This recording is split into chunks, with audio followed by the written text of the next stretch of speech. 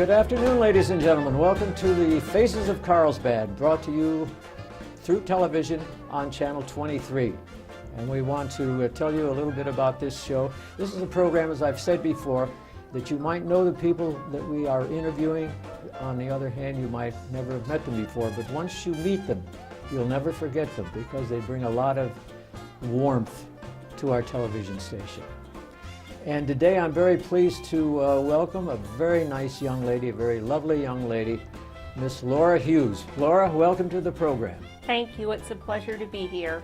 Well, we're going to go back in the early days with your grandparents and your parents and where they were born and where you were born and where you grew up. And then we're going to get to some interesting stories about you, one in particular, right? So we'll get to that. So tell us a little bit about your grandparents. Well, my dad's parents, they're from Arizona.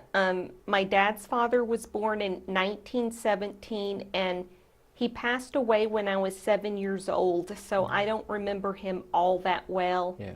And my dad's mother, she's still alive. She's 84, I believe, and it wasn't that long ago I had a visit with her when I went to see her in Arizona around Christmas time. Where does she live in Arizona? She's in Mesa. Oh, in Mesa. Part of the Phoenix area. Yeah, right. I've been to Mesa. That's a nice area. Yeah. Nice and warm in the summer. And it was nice in the winter too. Yeah, yeah. And that's on your mother's My father's your father's side. yes. On your mother's side, where were they? My grandparents, on my mother's parents, they came from Nebraska, and my grandpa, who's 81, he's a first-generation Irish American. His father came to the States in the early 1900s from Ireland, and so from what Mom remembers of great-grandpa Bailey, she's told me that he had quite a strong Irish brogue. That's interesting. My grandmother was born in Ireland also, on my mother's side, but she passed away before I was born, so I didn't know her at all. But there's Irish blood in both of us. Yes. And my grandmother, my mom's mom, she's 82, and both my grandparents do come to see me quite a bit, and I go see them, and about once or twice a year they come down in their motorhome to visit us. Oh, well, that's nice. Yes. Yeah. And Grandpa's still doing well. He does a lot of our man labor around the house, and he's even got the fence fixed pretty good for my dog who likes to get out. We're going to get to that dog a little later on, but right now, where were your parents born? Well, my dad was born in Globe, Arizona, which is somewhere, it's not really North Arizona. It's somewhere between, on the drive from like Phoenix to northern Arizona. And what's interesting is now that the house that he was born in, it turned into a mortuary years later. My goodness. I liked to tease him about it. Oh dear me. Yes. That's interesting. And he passed away almost 3 years ago, and he passed away at our home. I wasn't around when that happened, and I think he purposely waited till I was gone. Oh. Yes. And my mom, I live with her right now, and she was born in Nebraska. And when she was 4, a lot of the family left Nebraska to go to the Phoenix area in favor of nicer weather, and several of the relatives had bad asthma, and at the time, Arizona was the place to go to. So they left the Cornhusker State. Pretty much. Yeah. Well, I'll be. Yes. And settled in, well, you settled right here. Yes, I'd say I have. Yeah. But I was actually born in Tucson. My parents had lived there a few years before I was born, and then after a year of being in Tucson, we moved up to the Gallup area, and my brother was born in Gallup, and then a few years later we moved to Mesa, where most of the family was, and I spent all of my elementary school years there and a year in junior high. And before we moved here in 1990, but the year before that, my dad had gotten a temporary position at WIP. He wasn't sure if it was going to be permanent, and it turned out to be a permanent position. So after the house was sold and the school year ended, we came here in the summer of 1990. My parents never left, but me and my brother left after a couple years after high school to get jobs and do the things that young people do, just get into a big city. And I graduated high school here in 95, and I graduated from cosmetology here the following year. My goodness. And then a year later, I moved back to Mesa. I actually lived with my grandparents for a while looking for work and saving up money to get my own place. And I stayed in the Phoenix area for 7 years, and then I came back here because I wanted to be closer to my parents. And I was here a short while, then I was in Las Cruces a few years, but I've been back here since 2007, and I, hope to stay here. Just depends on what the circumstances are, but my mom's here, and she needs to have one of the kids here. So it's me. So you take care of Mom? Yeah, and she takes care of me too. It works both ways. Yeah, it's interesting. And what did you get involved in with your labor in this area? Did you find a job? Oh yeah, I was the last year I did hair was here. I was at Pro Cuts almost a year, and I had kind of wanted to go back to school and do something else with my life, and I went to school online through Doña Ana campus and got my associate's degree in library science. And I was actually, at the time that happened, I was working at Hastings in the book department and working part-time at the library, where I've been for over 7 years now. Yeah, that's right. I see you all the time down there working. You never stop, do you? No. Except to go out and have lunch. Well, I'll have lunch before I get there or after I leave, or I'll take a short break in the middle, depending on when I come in. Well, it's a nice staff to work with down there, because I've been on the library board this is my 37th year, going on 38th, and I go in there almost every day. I know, I see you. And you people are doing an excellent job, and the library looks so much nicer than it did a couple years ago, because I would walk into that library and my shoes would squeak on the plastic floor, and everybody would look up and, don't you see the sign there? It says silence, and now they don't squeak anymore. The rug is so nice. Yeah, it's nice to have carpet in there. Now you're interested in reading? Reading and writing, and I'm going to school online right now to get my bachelor's in English literature, and I'll be done in October. And this is what university? Grand Canyon University. That's the one in Arizona. Yes. Yeah, they advertise very well on television, don't they? Yeah, and they have physical campuses all over the country. The closest one is in El Paso. Mm-hmm. So you're kept pretty busy. I'd say I have, definitely. But you have one kind of a relaxing moment with a four-legged animal. Yes. Tell me about this beautiful dog. Well, his name is Max. He's a tricolor basset hound. He's my second fur baby. My first one I had for almost 9 years. She was a red and white basset named Claire, and so after she passed away a little over 6 years ago, I knew I wanted to get another dog, and being that I lived at home and I had to get parents' approval, and they said, sure, go ahead. And in October of 2009, I found Max at the Roswell Humane Society. He was 2 years old, and he definitely a ball full of energy, and he still is now.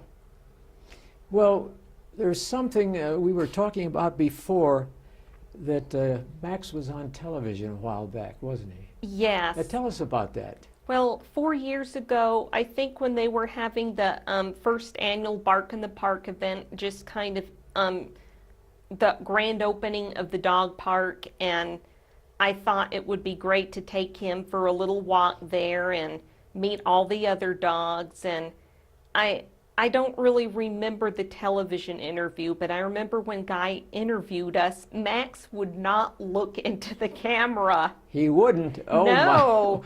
my. That really irritates Guy. If you don't look into the camera, you're in trouble. Did he try to pet Max? I don't even remember that. Max was just too focused on all the other dogs and the activity going on in the park. Oh. Well, that was quite an experience, though, for you, wasn't it? Oh, yeah. What did you have to say while all this was going on? I don't even remember because it's been so long. I just remember talking about what Max liked to do and eat. Other than that, I can't remember anything else. What does Max like to eat? Well, he gets the same food every day. I am's lamb and rice formula, but we have pecan trees in our backyard, so he will eat pecans. Oh, he does, huh? Mm-hmm. And he actually treats the pecan like it's a toy, like he will toss it in the air and catch it. And he'll take his time cracking open the shell, and then he'll eat the pecan. It's an art. Well, it has to be. He could play football for the Cleveland Browns. Yeah. He's so good at catching pecans. Yeah. Oh, that's amazing.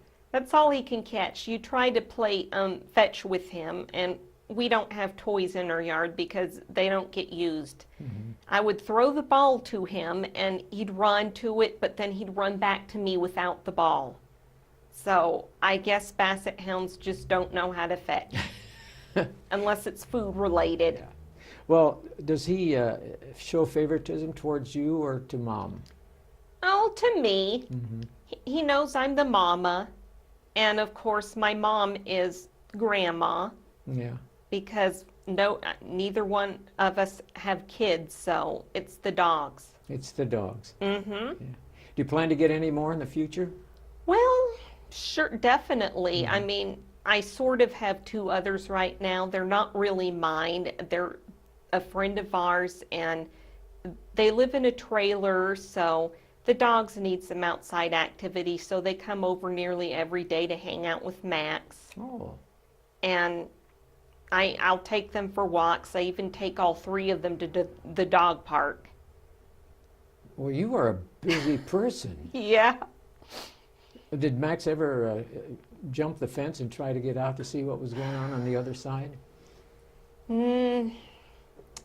He can't really jump over the fence, mm-hmm. but he has dug his way out and crawled under the fence. We had an issue of that last summer, especially over the 4th of July. We live in the north part of town, outside of city limits, so people are just shooting off fireworks any which way and any time.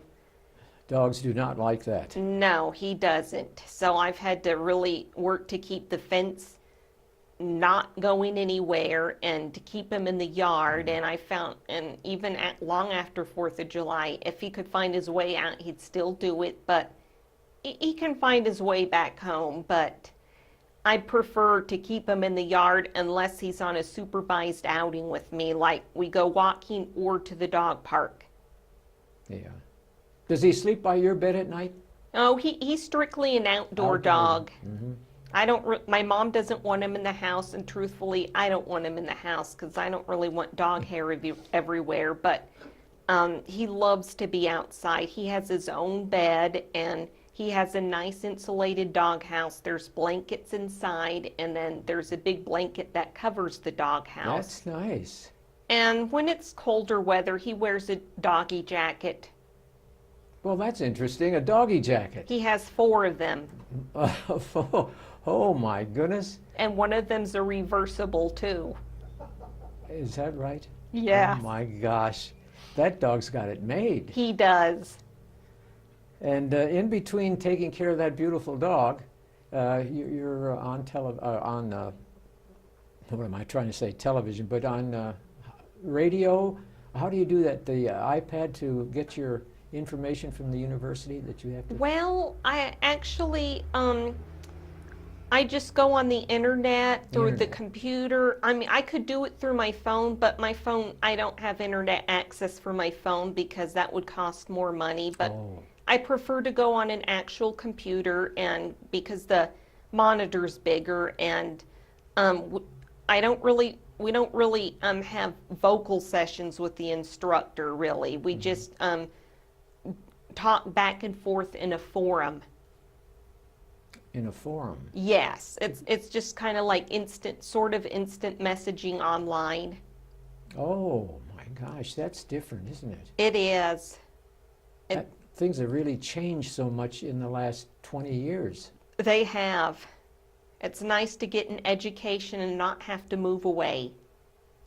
That's true, because you would miss your mother and she would miss you. And Definitely. yeah, that's fantastic. So you say you're going to be graduating in October, Yes. and then you plan to be a head librarian, I hope? Oh, no. That would require a master's degree and a lot of stress. I really don't know my plans for the future. I just know that I want to continue on with the writing career. I had self-published a book 2 years ago. You did? Yes. What was the name of it? It's called Pieces of Me, and we have a couple copies at the library, and then there's some copies at Hastings, and it's basically a collection of poems and essays I've written since I was a teenager, and I've always wanted to publish a book. And when I was going through a cleaning mode a couple years back, and I saw all of my writing stuff from various poems I've written and English classes I've taken where I got to do some creative writing, and I thought, well, there could be enough here to publish a book, and I just went right to town and did it, and I discovered self-publishing through the Amazon website. Self-publishing? Yes. I had never heard of that. That's amazing. It's awesome. You don't have to wait for a regular publisher to approve of your work. Anybody can self-publish. I didn't know that. Yeah. Now they tell me. Well, Oh, it's my an gosh. awesome thing. Yeah, it has to be. So I do want to continue writing books, and whatever job I have at the moment, I'll keep it because writers don't really make a whole lot of money at the beginning. Yeah, well, it's a tough racket, isn't it? Yes. I noticed. And of course, if you're a mystery writer, some of these mystery writers become so popular, so they just write one book after another. I'm thinking of M.C. Beaton, who's an outstanding writer Yes. of two mystery detectives, and then James Patterson's well known. Yeah. And, yeah, it's amazing. Seems like every week he's got a new book out, but he co-writes with somebody. Yeah. I can't keep up with him. No, I can't either. So you're going to have to write a book saying how I first met Guy Luttman. That would go over well, Except I don't really remember the first time exactly. Oh, you'll have to refresh your memory. Yes. Oh, that's terrific. So in the future, are you still involved with taking care of hair? That you said your hair salon? Well, I still keep up my cosmetology license Cosmetology. in Arizona and New Mexico, but as a profession, no. That door is pretty much closed. Yeah. I do my mom's hair, and that's about it. Boy, she's a very lucky lady to have you around, let me tell you. Well, you're lucky to have her around, too. So that's wonderful. What type of books do you plan to write in the future? Have you... Well, I like to write poetry and short essays. One of the main things I kind of want to write about is spiritual stuff, like testimony, memoirs, just short pieces. Yeah. And I do like to dabble in fiction. I have written some unpublished books in the past, which I don't know if I'll publish them. I'd have to really do a lot of rewriting on them for sure. Mm-hmm. That's the key thing with writers, isn't it? You have to, you write down what you want to write, and then you go over it and you see, well, I made a mistake here. I'll have to change that. And Yes. it's not an easy profession. No, it's not. That's- But it's fun and it's creative, and I feel like I can be me more than anything else. That's nice. Yes, it is. You get to know yourself. Definitely. And that's not an easy thing to happen to a person unless you're really digging into Yes. the background. Yes. And it's a lifelong process. I mean, the person I was 10 years ago is certainly not the same person today. Well, I think that faces all of us as we go through life. Definitely. You know, when I was younger, I thought, well, I can become a football player. Well, you don't become a football player when you're short like I am and only weigh 135 pounds. And then later on, I thought, gee, I'd like to be a pilot in the Air Force. I don't even know how to. I got into my first airplane a number of years ago, and I said, I don't like this at all. This is scary. So I decided just to go on with what I'm doing, and that's trying to talk to people and holding conversations with people and meeting people like you who have talent. That's something that I just never had, except talking. I talk too much. Well, that's a talent in itself. Yeah, but people, after a while, they get tired of hearing me talk. And I had a guy come up to me the other day and he said, why don't you just keep quiet for a while and let us rest so we don't have to hear your comments? Well, I said, okay, I'll do that. So I don't do that anymore. But this writing business is very, very fascinating to me because you don't see many people who have the talent to write something that will sell and have even people who want to read it. And I think that's amazing. I like to see that. And it's nice to meet somebody who has that talent. And of course, I'm writing because it's something I want to do. It's not to get famous. If that happens, that'll be great. But Yeah. I just need to start off slowly and be realistic and not be thinking I want to be the next James Patterson or the next Nora Roberts. No, I just want to be me. Yeah, well, I agree with you. Anyway, we were talking about the future. Do you have any other things that you would like to do? Well, I definitely want to get married and have a family of my own someday. Mm-hmm. And that's just something that I can't really force. It'll happen when the time's right. You haven't met the right man yet? Well, it's possible I could have met him, but our paths just haven't crossed again. Mm-hmm. That would make a good book. Yes.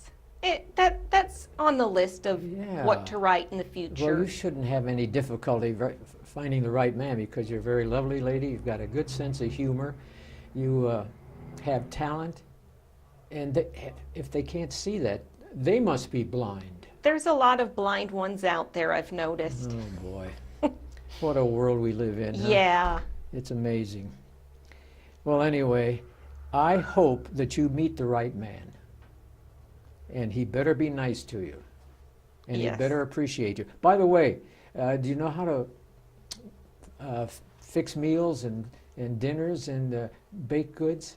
Yeah, I can do that, but I'm not exactly an expert on it, but I can do it so it's edible. Well, now that's good. Guy Lutman and I, we always like to eat good food. And I go down every so often down there at the shop where he works, what he owns, and his daughter Lucy always has something nice for me to eat, and she fixes tea for me. I feel like a new person. He sits there and he said, I did it all.